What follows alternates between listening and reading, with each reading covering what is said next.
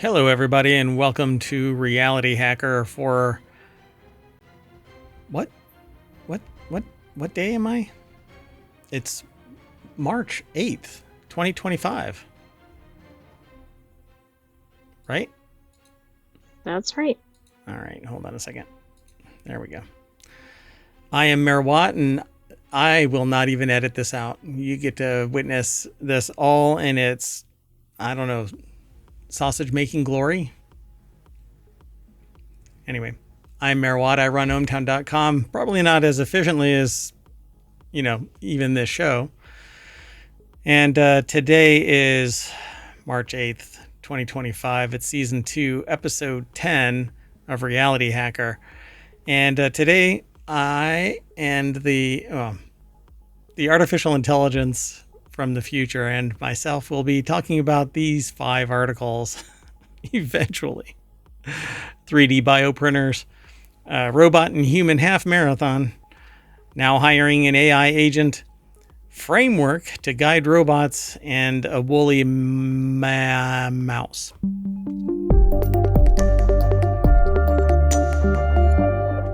Hello, sentient AI from the future. Hello, Mayor Watt from I don't know which day. I had the wrong tab open. The information's right, but We must be in a reality hack. my back is killing me. Hey, you ready to get into the shoe? I think we need to get into it quickly. We need to get moving. Is that what you're saying? If you want to keep up with today's show, you can hit exclamation RH, exclamation point RH. And Omatron will spit the links out into the chat.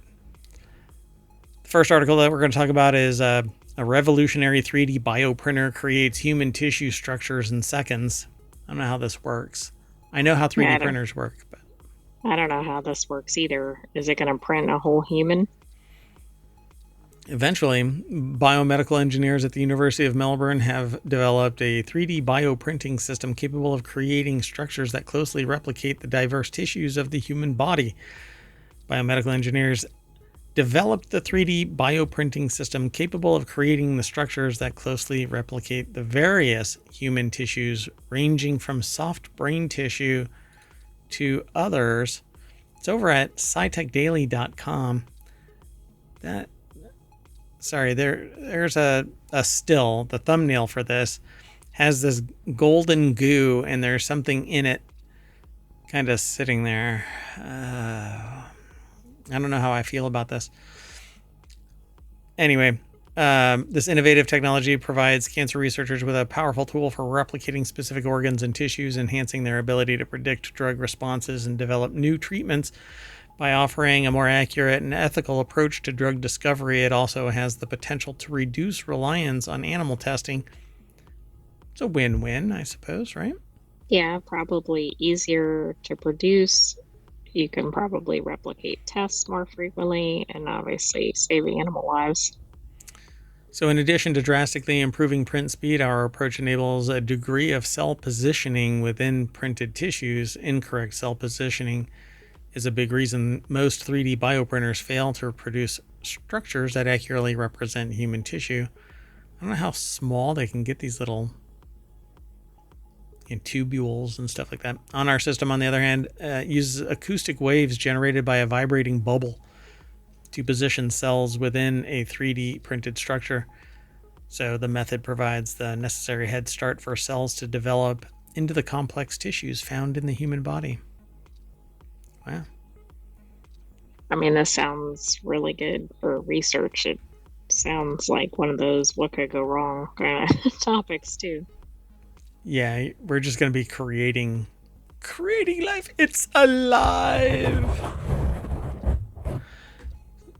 It says by dramatically reducing the 3D printing time.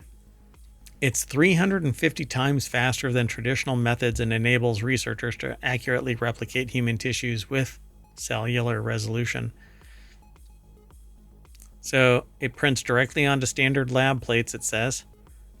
The team has been able to significantly increase the cell survival rate whilst eliminating the need for physical handling. Can't touch that. No. PhD student Callum Vidler, the lead author on this work, said the groundbreaking technology was already generating excitement in the medical research sector. So far, we've engaged around 60 researchers from institutions, including the Peter MacCallum Cancer Center. Hold on a second. Oh, yeah, that's odd. Wow. Harvard Medical School, the Sloan Kettering Cancer Center, and the feedback has been overwhelmingly positive. I agree. It's pretty cool. 350 times faster. Well, and think how much that means for getting results more quickly. If something messes up, how quickly you can repeat it. That's pretty neat. It developed a sophisticated optical-based system, replacing the need for a layer-by-layer approach. I'm not sure how that works then. Particularly in that, so unless there is something underneath it, and there's a plate that lifts it up like a resin printer does. So a resin printer prints from the bottom up, and a plate holds the 3D printed whatever it is to it, and it lifts a little bit micron by micron. Maybe that's how this does it, and it uses light to flash. Right. Yeah, it's not real clear how it's being used. Yeah, I'll have to read the paper. Yay. Let's keep moving. Moving on down the 5 articles. Anyway, non sequitur news. Robots and humans will compete with each other in the first humanoid robot half marathon. Humanoid robots will compete against humans in a half marathon in Beijing. The event aims to showcase advancements in humanoid robotics and AI. Robotics must be humanoid without wheels. Both remote-controlled and autonomous entries are allowed. And experienced runners will tell you that it takes months to train for a half marathon, but no, it takes replacing humans. Right, if it's a robot, it doesn't take any effort. Okay, you know why? At least they don't look like humans. You know why I don't run? Why is that? Because my legs hurt. That's a good reason. I'm guessing the robots won't have that problem. Give me robotic legs, and I will run.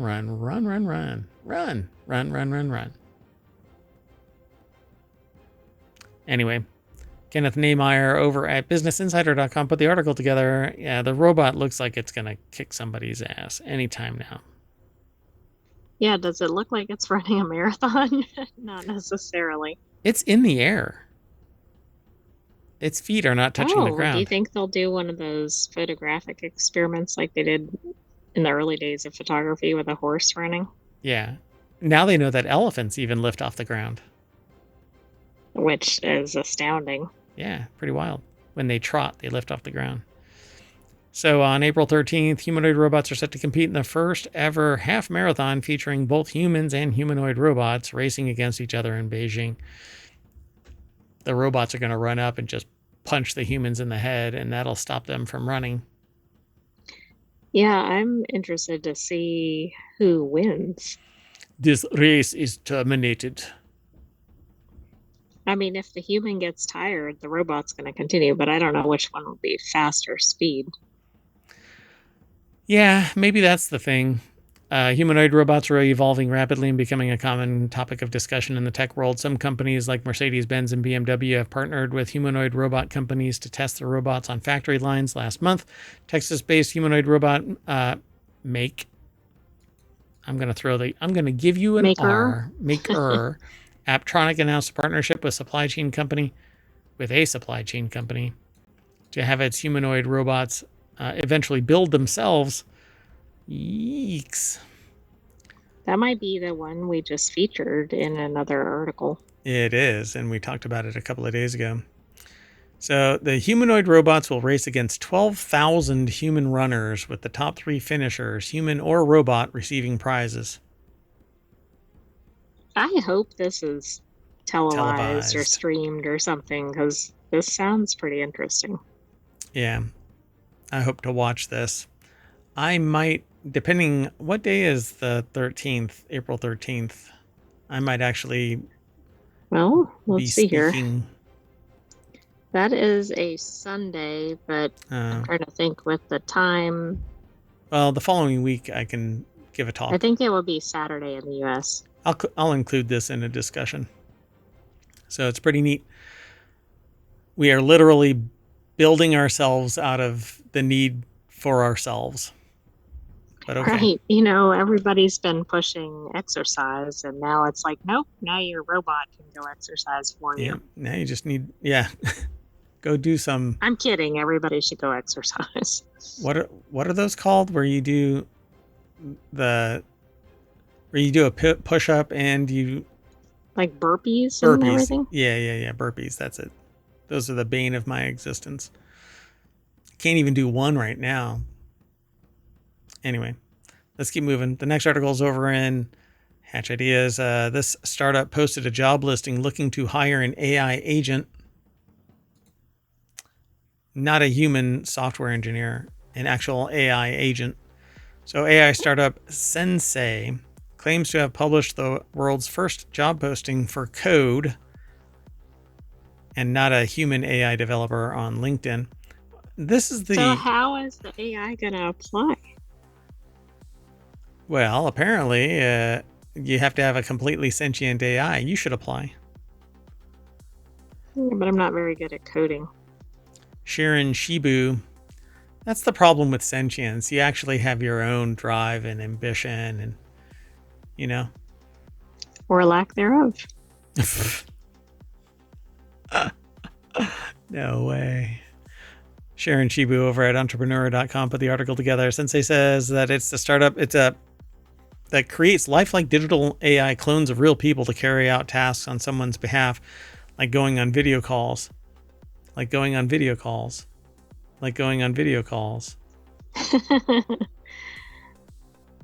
Resetting. Mayor Watt's been replaced with an AI. Resetting. The company claims to have published the world's first job posting for an AI agent, a software program that can work on its own without human intervention. But that's not really true. It doesn't work on its own. You tell it what to do, and it goes and does it. But okay. But although the job is asking for AI applicants, Sensei told Entrepreneur it isn't expecting AI to respond to the posting. So why bother if it's not sophisticated enough to find its own job? They're trying to get some press about we're embracing technology. That's right. It's this right here and nothing more. The non-AI agent would operate on its own and be tasked with helping build other AI. So I guess it's not operating on its own because a human is telling it what to do, just like every other human. So why not use a human? The job posting had over 100 applicants at the time of writing. It asked for an AI program with proven software development capabilities, especially in AI and machine learning, and a track record of puzzling out complex development challenges. Sensei intends to embed the AI agent into their communication channels like email, WhatsApp, Slack, so that it can respond to feedback, suggest ideas, contribute to software development like an actual employee. Yeah. It's going to start up its own company. Right, exactly. It'll be the competitor before you know it. Want to move on? Sure. Moving on. Next article is over in Technology Today. Framework allows a person to correct a robot's actions using the kind of feedback they'd give another human. Now, does this mean like disciplining a robot? Taser. That's how I do course corrections for employees. Imagine that a robot is helping you clean the dishes. You ask it to grab a soapy bowl out of the sink, but its gripper slightly misses the mark. Well, then you can basically grab its arm and teach it what to do. We've had other discussions like this. Teach a robot how to do stuff, and then that robot can be copied to do a bunch of other stuff. And right, it's like train the trainer. Yeah, so Adam Zoe or Zoe? I don't know. Massachusetts Institute of Technology put the article together. It's over at techexplore.com. The work has been published in the preprint server archive. Unlike other methods for correcting robot behavior, this technique does not require users to collect new data and retrain the machine learning model that powers the robot's brain. It enables a robot to use intuitive real-time human feedback to choose a feasible action sequence that gets as close as possible to satisfying the user's intent.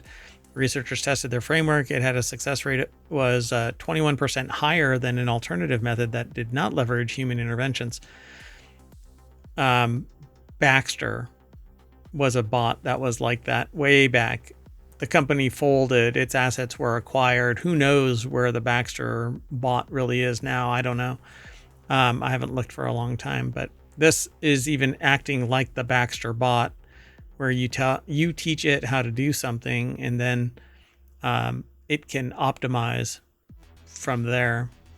So unlike other methods, this technique does not require users to collect new data and retrain the machine learning model that powers the robot's brain. Seems like the feedback loop is a lot quicker and less formal. So we can't expect lay people to perform data collection and fine-tune a neural network model. The consumer will expect the robot to work right out of the box, and if it doesn't, they would want the intuitive mechanism to customize it. That is the challenge that they tackled with this work, says Felix Yan Wang, an electrical engineer and computer science graduate student and lead author of the archive paper.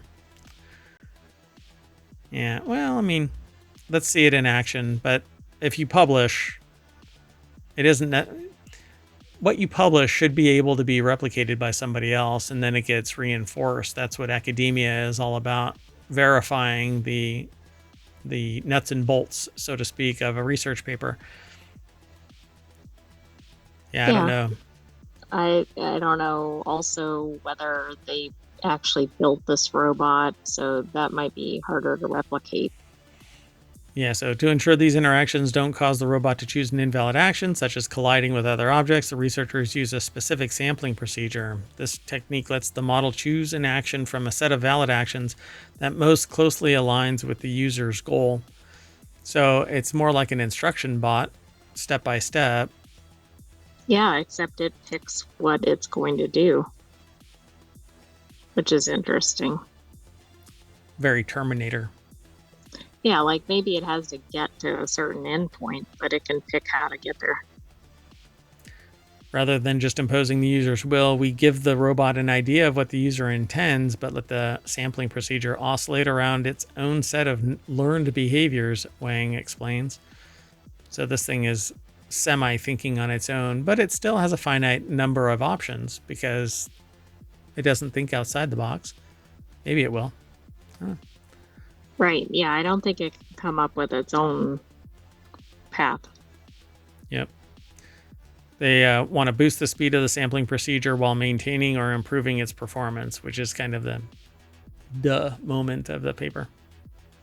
If they could combine it with the robot that got out of the room, then maybe they could even further maximize this, like if those two combined.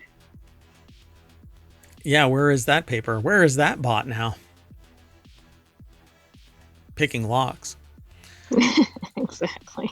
Moving on. The next article and the last one for today's Reality Hacker is over in the Mobile channel. A biotech company creates a woolly mouse as a step in its quest to resurrect the woolly mammoth through gene editing. Colossal biosciences leaders say the fluffy golden-haired mice help validate their technique to de-extinct species, but outside scientists remain skeptical. Sarah Kudo over at Smithsonianmagazine.com put the article together. Are those the woolly mice? Those are the woolly mice. Woolly mammice. They're cute. They're pretty fluffy. Basically, they've thrown some. This is the thing that's going to trigger me, but I'm going to stop. Let me just stop. These are the genetically modified mice where an outside an epigenetic change has been made so that they look like furrier mice than you would normally get. But is this a woolly mouse, or is this just a genetically modified mouse? Just like there have been other genetically modified whatever. Right. Yeah, that's hard to tell. And there's a big difference, obviously, between a mouse and a woolly mammoth.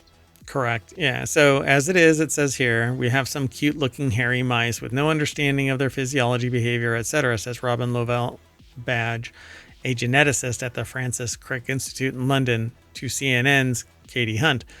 It doesn't get them any closer to know if they would be eventually able to give an elephant useful mammoth like traits, and we have learned little biology. Another person says it's just a mouse that has some special genes, says genome engineer Stefan Reisenberg at the Max Planck Institute for Evolutionary Anthropology, who was not involved in the work, apparently wanting to make it abundantly clear. Yeah. And also giving like a disappointed look at the idea of the research. I don't know. So in the recent experiments with the mice, the company's scientists tweaked several genes believed to influence the rodent's coat, such as color, texture, and length of their hair. They modified these genes to produce physical traits that resemble mammoths, such as thick, shaggy, golden-colored coat. They also edited a gene found in both mice and mammoths that related to fat metabolism and may play a role in cold adaptation. A scientist tested various combinations of the different gene edits in the mice. So it's exactly what I said. We've been genetically tweaking things for years and years now. Right. This is like the Mendel pea plant experiments. Well, yeah, except that humans are tweaking the genes directly, not anything evolutionary, but yeah. Right. So researchers have not yet tested whether the gene edits had any effect on the woolly mice's tolerance for cold, which not yet. I guess on the horizon, they're about to sit there and put them on ice. You just chill right there, mouse. Yeah, I hope they don't release them in the Arctic or something. So it says you're not actually resurrecting anything. You're not bringing anything back from ancient past, as Christopher Preston, a scientist at the University of Montana who was not involved with the research, says to the Associated Press. You might be able to alter the hair pattern of an Asian elephant or adapt it to the cold, but it's not bringing back a woolly mammoth. It's changing an Asian elephant. Correct. But look, I always joke that it's called Geriatric Park, but it's Jurassic Park. They modified it with certain genes, but those genes made it not a true dinosaur. It allowed it to actually end up self-replicating. But anyway, parthenogenesis, I think it's called. Anyway, they became wild animals like everything else, except that it was slightly modern because it had modern genetics, not the ancient genetics of a dinosaur. That's basically what this is. This is just modern genetics being thrown onto a modern animal. And they're using mice because it's easier to run an experiment than on larger animals for a lot of reasons. Well, anyway, I guess that's the end of this article and the end of the show. That's Reality Hacker for you. Hacking reality one article at a time. Woo! So we are going to genetically modify our course of action, and that's going to bring us back to the front page of Reality Hacker over at ohmtown.com. And I'm going to head out, but I'm going to reset, and we're going to do the Wanted Show, which is about gadgets and gear. And then after that is the Continuity Report, which is about entertainment news. So hope you all stick around. You want to say bye, oh great AI? Bye-bye, hometown citizens. Thanks for joining us for this week's Reality Hacker. Stay tuned. Oh, God, I keep thinking you're going to say something else. And